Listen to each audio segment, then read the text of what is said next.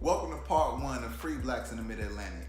In this series, I'll be focusing on Maryland, Pennsylvania, and Delaware, really from 1790 to 1850. What did it mean to be a free black person? What was freedom? I immediately go to Maryland. In 1850, 75,000 free black people, making up about 13% of the total population. Now, many free blacks lived in Baltimore.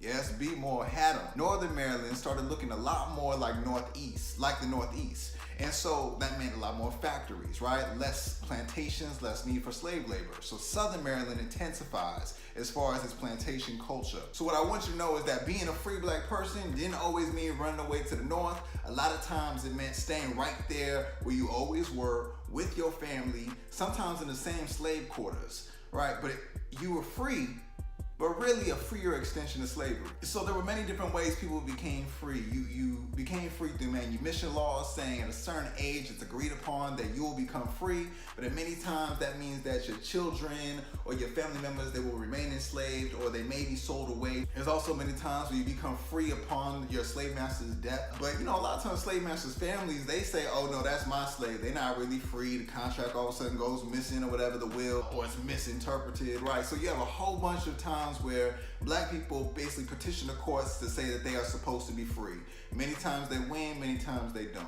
And then the most famous way of freedom is running away.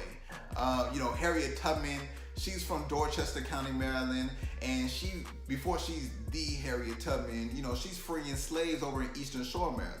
But what I want you to think about is, when a slave is running away to the north, right, they don't see the Mason-Dixon line in the dirt, right? There's no line of demarcation between the north and the south. The north is many times just as dangerous as the south because of the amount of slave catchers that are in the area, especially in southern Pennsylvania and in Delaware and in urban areas like Philadelphia and New York, right? There's slave catchers everywhere. Being that kidnapping is so frequent, it doesn't matter if you were born free, if you legally became free, or if you ran away.